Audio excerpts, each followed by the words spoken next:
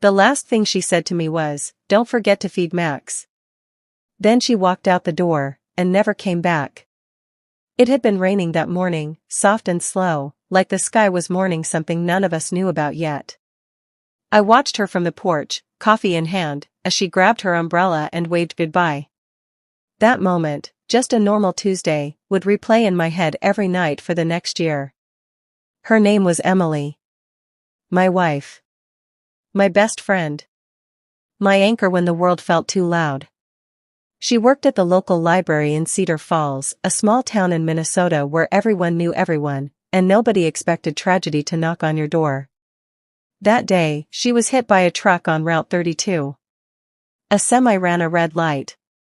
The call came at 11:47 a.m. I don't remember much after that, just voices, sirens, hands on my shoulders, someone saying, "We're so sorry." The world blurred into a long tunnel of numbness. I couldn't breathe. I couldn't think.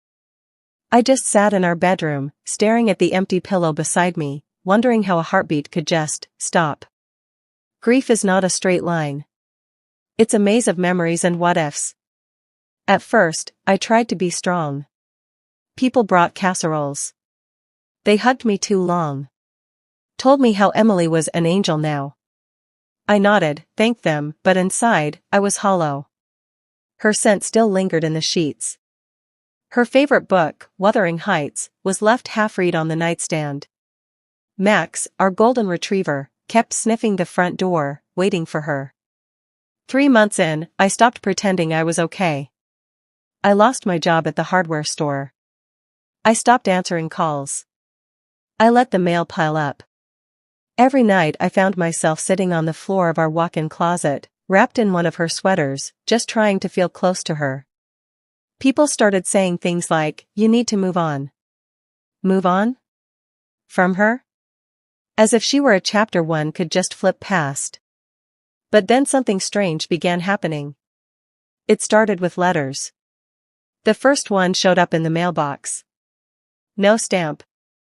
Just my name, written in Emily's handwriting. "If you're reading this, I'm gone. And I hate that this is how you have to find me again." I thought I was hallucinating. Grief does that. But then came the second letter. Then a third. Each one deeper, more emotional, as if she knew every stage of my unraveling. "Promise me you'll keep painting. I know you stopped after your dad died, but it brought you peace. Don't let go of it again." She knew I stopped. I hadn't told anyone. I later found out, Emily had written me a letter for each week after her death, 52 in total, and had given them to her sister to deliver slowly. "He'll need time," she had said. "Give him a reason to breathe again." The letters became my lifeline. Each week, a new envelope arrived.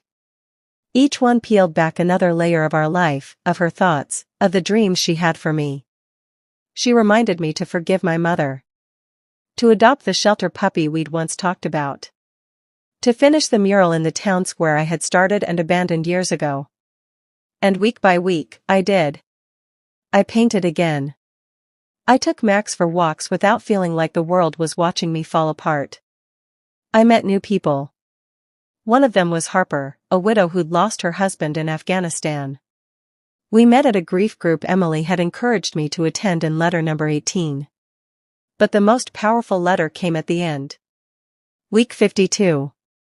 It was a Sunday morning. I opened the envelope slowly, like I was unwrapping the last part of her soul. "If this is my last letter, and you're still reading, that means you made it through a year. And I am so proud of you." I cried. 4 hours. The kind of cry that cleans out the soul. She ended with this. "Love me after death, not by clinging to the pain, but by living the kind of life we dreamed about. Fill it with color. With music. With second chances. Love me by loving yourself enough to let joy back in. And if one day you find someone who makes your heart flutter again, don't feel guilty." That's just me, smiling. That was the day I started living again.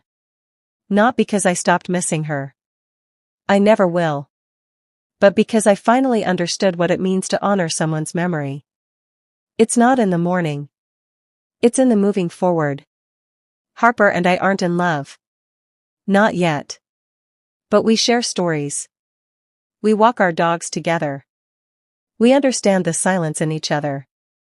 And maybe, just maybe, that's a beginning. In the end, Emily gave me 2 lives. One with her. And one after her, guided by her love, her words, her unwavering belief that even broken hearts can find their rhythm again. So if you're watching this, and you've lost someone, let me say this. Don't rush your grief. Don't let people shame your tears.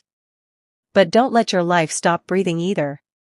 Because sometimes, the people we love the most teach us how to live even after they're gone. Grief is proof of love. Healing is proof of hope. And living again is the greatest tribute you can give to the ones you've lost.